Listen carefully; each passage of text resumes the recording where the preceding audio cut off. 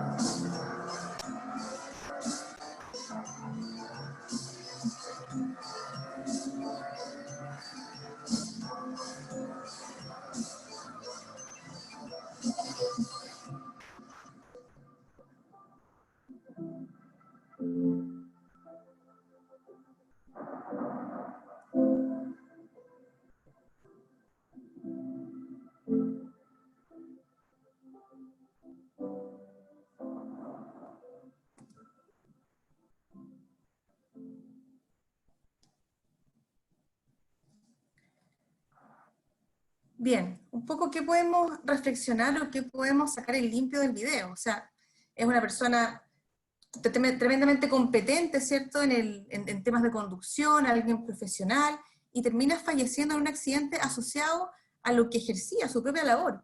Entonces es ahí donde uno se pregunta, bueno, ¿cómo es posible que alguien experto, que se supone que ha manejado y que ha conducido en las grandes carreras, que conoce las condiciones de las pistas, conoce las condiciones de los autos, conoce todos los errores posibles que pueden cometer las personas que conducen, y aún así termina falleciendo en algo que lo involucra en lo que era profesional? ¿Qué pasó ahí? ¿Qué dejó de ver? ¿O qué variable no consideró? Entonces, a partir de eso uno puede decir, bueno, hay que generar un sinfín de hipótesis, de variables, para poder controlarlos y un poco apuntar a la disminución real de los accidentes, ¿ya?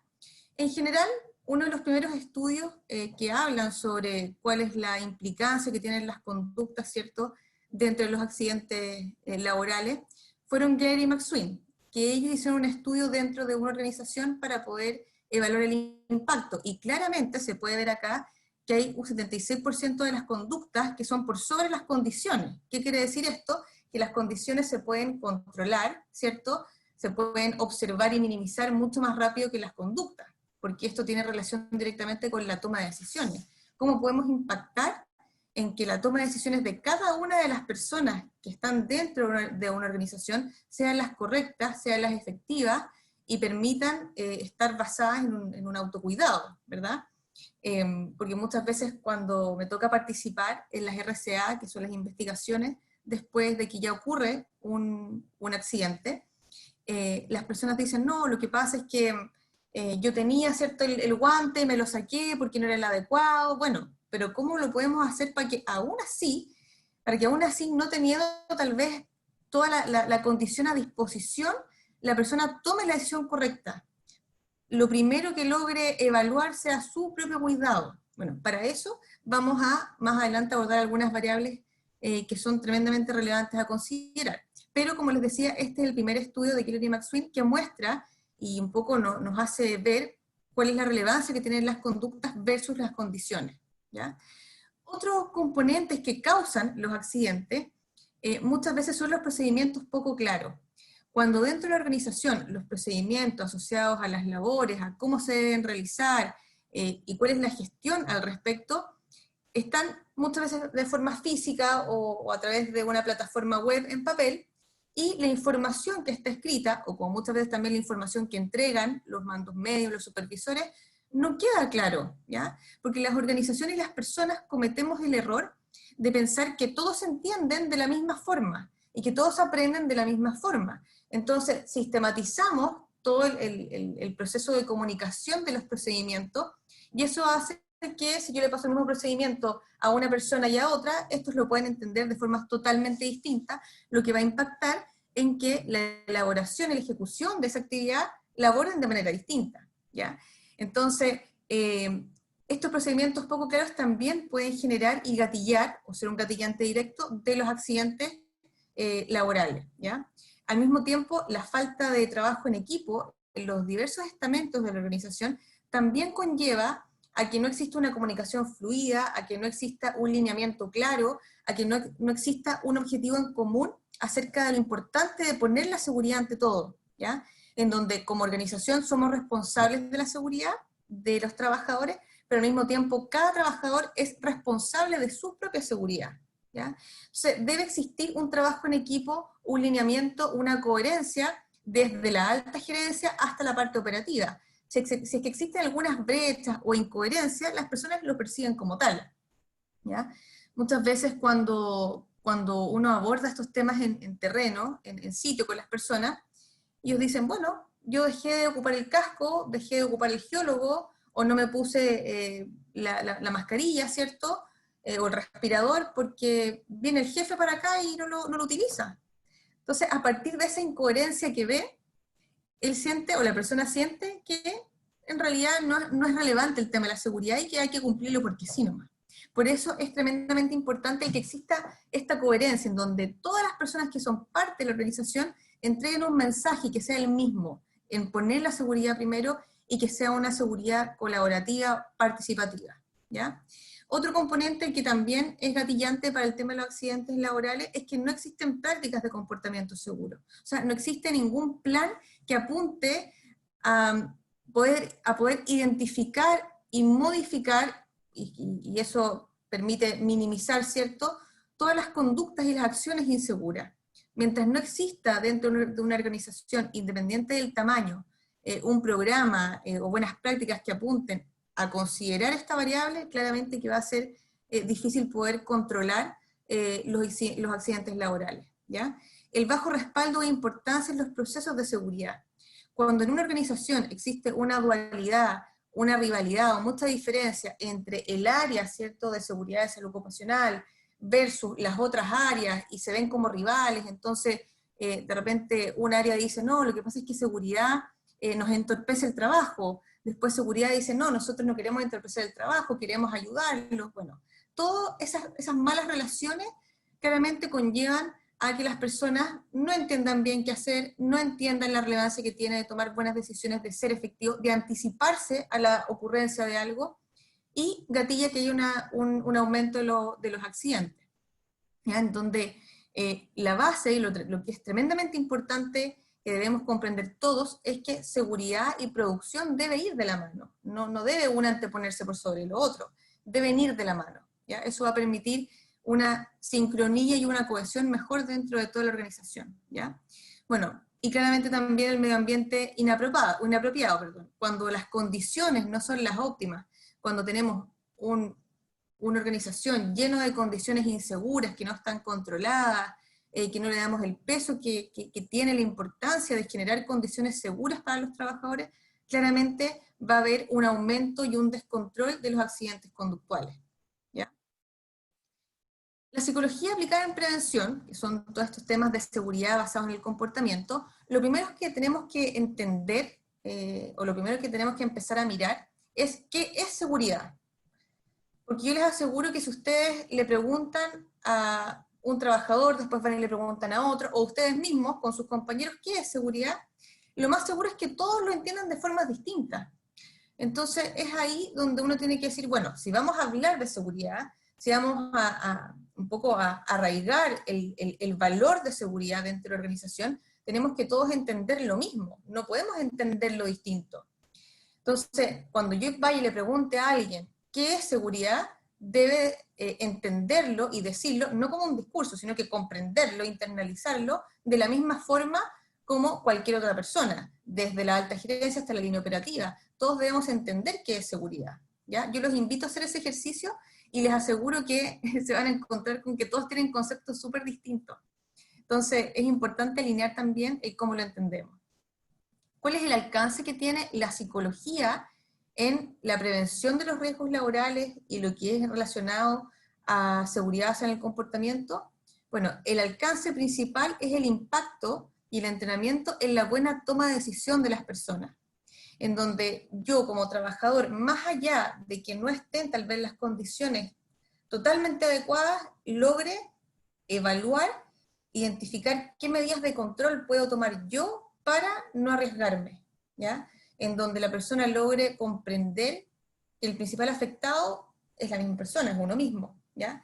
En donde debo ser capaz de lidiar con la presión del trabajo, con el apuro muchas veces que viene por parte de mi supervisor o de los mandos medios, en donde puedo tal vez encontrarme con una organización en donde no hay dualidad o no hay claridad de ciertos procedimientos. Sin embargo, yo como trabajador debo tener claridad de mi autocuidado y ponerlo eso ante todo, ¿ya? Entonces, los buenos programas de seguridad basados en la conducta lo vemos cuando logran internalizar en las culturas de seguridad este concepto de una toma de decisión efectiva, ¿ya? Las empresas que implementan este tipo de programa y que con el tiempo ven que esto decae, el principal error que cometen es que hacen un copy-paste de la teoría. Entonces, ven un poco de qué se trata el programa, lo aplican dentro de las organizaciones y dejan de lado el entender cuál es la cultura y la subcultura de la organización. Cada empresa, cada organización, con sus áreas, con las personas, con los rubros, son un mundo distinto, y que eso a su vez tiene un sinfín de personas con realidades también distintas.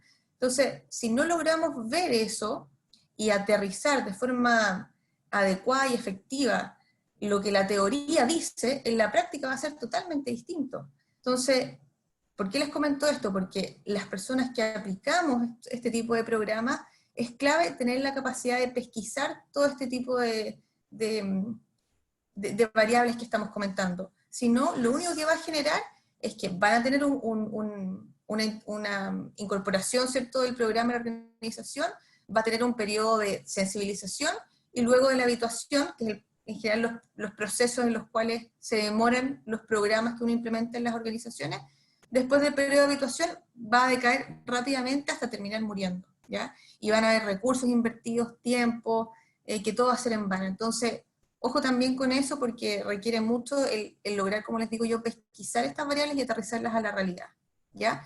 Y el alcance, como les decía, es el impacto en la toma de decisión.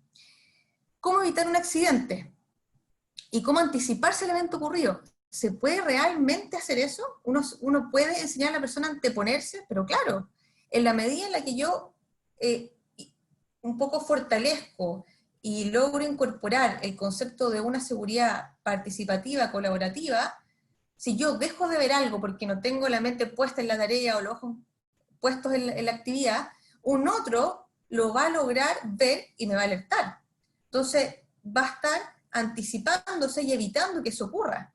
Al mismo tiempo, en la medida en la que dentro de los programas entrenamos a las personas a racionalizar los pasos, a lograr dejar de lado la doble presencia o ese riesgo psicosocial que se puede presentar en los trabajos, que la doble presencia, para aquellos que no sepan, es cuando las personas, o el grupo de personas más bien, está constantemente pensando en problemas de la casa versus en el trabajo. Entonces, cuando ese entrenamiento lo logramos, y las personas, insisto, basan todas sus acciones en el autocuidado, dejando de lado el tema de la doble presencia, claramente empezamos a evitar los accidentes asociados a conductas, ¿ya?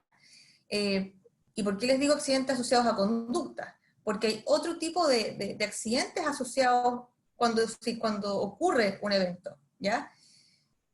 Tenemos que entender que todos los accidentes involucran una toma de decisión. Sin embargo, esta toma de decisión puede ser gatillada por la persona en sí misma, porque algo dejó de ver, porque teniendo todas las condiciones, los elementos de protección personal, teniendo toda disposición, decidió dejar de hacer algo que conlleva a que ese accidente, ¿ya?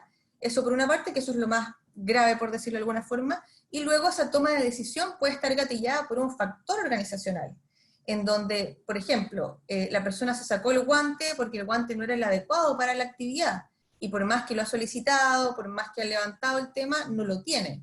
Entonces, el utilizar el guante para esa persona es, desde su percepción, más riesgoso, porque pierde sensibilidad, pierde motricidad, versus el tocar algo con la mano, ¿cierto? Entonces, ahí igual se genera una toma de decisión que conlleva que la persona se accidente, pero gatillado por esta mala gestión del factor organizacional, ¿ya? Espero que se entienda. Y luego, esta toma de decisión también puede ser generada por la condición, porque la condición no es adecuada, entonces gatilla que la persona toma una mala decisión, ¿ya? Están un poco esas tres formas de mirar los accidentes. Pero el que es más grave es cuando, teniendo todo a disposición y de forma adecuada, la persona en sí misma decide realizar una acción insegura, ¿ya? La base del comportamiento humano en seguridad. Seguridad es una lucha continua con la naturaleza humana. Hay algo intrínseco en todas las personas que está ligado con temas de seguridad, ¿ya? Ese algo intrínseco, ese algo que todos llevamos y que se activa constantemente, es el instinto de supervivencia o de sobrevivencia, ¿ya? Que todos lo tenemos. Se va activando en más o menos nivel dependiendo de las contingencias, ¿cierto? O sea, por ejemplo, si estoy en un lugar y empieza, no sé, a temblar o empieza a haber un aluvión, claramente mi instinto de sobrevivencia, de supervivencia, se va a activar a un nivel mucho más elevado versus en otra situación en donde también se activa, pero en menos cantidad, ¿ya? Por ejemplo, voy cruzando la calle, ¿cierto? Cruzo en un lugar que no está habilitado y miro y veo que el auto, y yo pensé que venía más lejos, viene más cerca. ¿Qué es lo que hago en ese momento? Inmediatamente cruzo, ¿cierto? O sea, o cruzo más rápido hacia la vereda, hacia la berma del frente.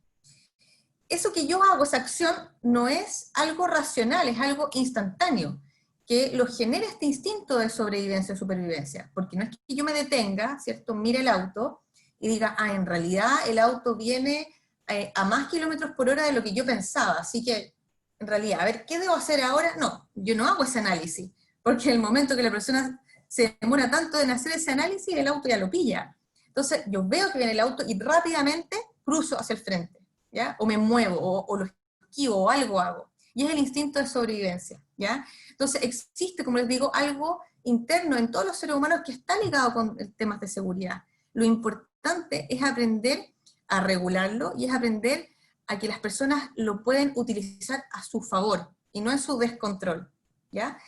Por lo mismo está el ejemplo o la foto que puse ahí de las tortuguitas. No sé si ustedes conocen esas tortuguitas, pero ellas nacen, ¿cierto? Y apenas nacen van directamente hacia el mar para poder sobrevivir. No es que ellas tengan a alguien o otra tortuguita que les esté diciendo hacia allá tienen que ir, o un cartel o algo. Simplemente va en su ADN evolutivo nacer y saber que tienen que ir hacia allá. En el ser humano es el mismo. El tema de la seguridad, el autocuidado es algo que tenemos dentro y que tenemos que aprender a desarrollarlo, ¿ya? Y para eso estos programas de seguridad basados en el comportamiento bien aplicados, bien gestionados, pesquisando todas estas variables que hemos comentado, tienen un efecto tremendamente positivo en la organización. No solamente en la tasa de accidentabilidad, sino que también las personas empiezan a asumir esta cultura de seguridad que se extrapola hacia las casas, se extrapola hacia sus vidas, empiezan a realizar las acciones domésticas, ¿cierto?, de forma más segura, tiene un impacto positivo en todo ámbito. Algunas estrategias preventivas desde la psicología que son importantes a considerar dentro de los programas de seguridad basados en el comportamiento o en la conducta es evaluar la percepción del riesgo y la propensión al riesgo, ¿ya? Que hay una diferencia. La percepción está asociada a lo que yo percibo, que puede ser muy distinto de lo que la otra persona percibe, que eso está sujeto más al aprendizaje vicario de cada uno. ¿Qué es el aprendizaje vicario? Es el aprendizaje por observación, en donde gran parte de lo que yo soy hoy, o cómo me comporto, ha sido aprendido a través de la observación. Y lo que yo percibo como más o menos riesgoso también ha sido a partir de mi experiencia, ¿ya? Que puede ser muy distinta a la de la otra persona. Y la propensión hace referencia a las acciones que yo tomo en torno al riesgo, ¿ya? Recuerden que el riesgo está asociado a la interacción de la persona con el peligro, ¿ya? No es el peligro en sí mismo, porque la gente muchas veces tiende a confundir o a entrenar a las personas para identificar el peligro, pero en lo que tenemos que capacitarlos y entrenarlos y desplegar todas las herramientas es al control del riesgo, que es la interacción que va a tener la persona con ese peligro, ¿ya? Entonces, uno de repente de los errores que se cometen es que trabajamos mucho en la percepción, y la percepción, como les digo, va a estar ligado a la experiencia, a la vivencia, a los juicios de valor, a las barreras comunicacionales, a los distintos filtros, a todo lo que cada persona trae de por sí a la organización en su vida, ¿ya? Entonces, tratamos de homologar la percepción del riesgo de la gente y eso es casi imposible. Lo que yo percibo va a ser muy distinto a lo que puede percibir la otra persona, por todo lo que les he explicado. Entonces, tratar de homologar eso, tendríamos que borrar mi historia, borrar la historia de la persona y construir una nueva en conjunto, o sea, volver casi que a nacer juntos. Entonces, no se trata de homologar la percepción, sino que de tener claridad o a la base de cierta percepción del riesgo, pero promover una buena propensión al riesgo, que son las acciones que yo tomo en torno a este peligro y este riesgo que yo estoy visualizando, ¿ya? Y para eso, una de las principales cosas que son favorables, ¿cierto?, para poder hacerlo primeramente, es revisar todos los procedimientos, que es un poco el paso a paso a seguir de las actividades. En la medida en la que yo tengo todo eso bien estipulado, permite homologar también la percepción y la propensión porque entrega un paso a paso. Sin embargo, insisto, la clave y la buena estrategia preventiva está en abordar el tema de la propensión, ¿ya? Además, es importante considerar el comportamiento, no solamente la conducta, ¿ya? La teoría dice que la modificación va más en la conducta de la persona y no en la actitud. Desde mi experiencia, desde mi punto de vista, yo lo que he logrado es el cambio actitudinal, que es mucho más profundo y es mucho más efectivo e impacta de mejor forma que la conducta. ¿Por qué? Porque la conducta, inclusive a través del miedo, tú la puedes manejar. A una persona que dice, esto debe ser así porque es una condición de empleo. Siempre debes utilizar, por ejemplo, no sé, su casco, porque esto es condición de empleo. La persona, tal vez por miedo, por cumplir, por lo que sea, va a utilizar el casco. Ahora, la actitud con la que utiliza el casco va a hacer la diferencia, porque puede utilizar bien su casco o lo puede utilizar medio chueco, o cuando vea que está medio desgastado, no pido un cambio, y así con las distintas cosas. Entonces, ¿por qué es interesante abordar el tema del comportamiento? Porque involucra el tema de la conducta más la actitud. Y cuando logro impactar en la actitud o en las actitudes de las personas, claramente la conducta viene por sí sola, ¿ya? Porque, insisto, las personas muchas veces por miedo van a realizar la misma conducta, pero basta con que el supervisor o el observador o quien sea se dé vuelta y la persona se lo saca o no lo utiliza bien, y eso está asociado a un tema de actitud, ¿ya? Bueno, y la estrategia que también que es clave es todo lo que hemos estado conversando acerca de la toma de decisión, que claramente ahí está como el broche de oro. Lo otro también importante considerar son los vínculos.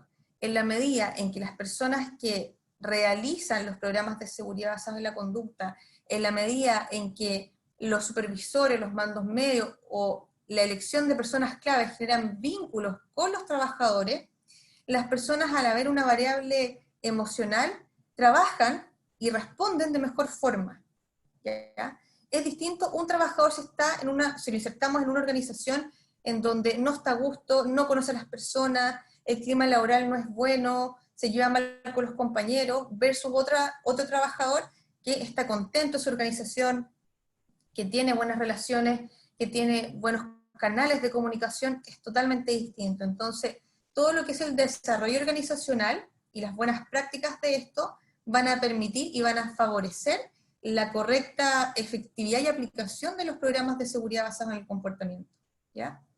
Bueno, los factores motivacionales, perdón, también son importantes a considerar. ¿Qué es lo que mueve a las personas? ¿Qué los motiva? ¿Cómo podemos promover la automotivación en la gente? Por ejemplo, cuando tenemos un trabajador que realiza un trabajo rutinario, una actividad rutinaria, la probabilidad de que éste se desmotive en el tiempo es tremendamente alta, porque repite lo mismo constantemente y puede estar así meses, años, etc. Entonces, ahí debemos enseñarle a las personas o al grupo de personas la capacidad de automotivación, de cómo, independiente de lo rutinario de la actividad, automotivarme para que me guste, para generarme más desafío, para sentir que me genera satisfacción lo que hago, para un poco promover las buenas prácticas que me permitan, me guste mi trabajo y me cuido porque tengo una familia que me espera. Todas esas buenas prácticas están asociadas a los factores motivacionales, ¿ya?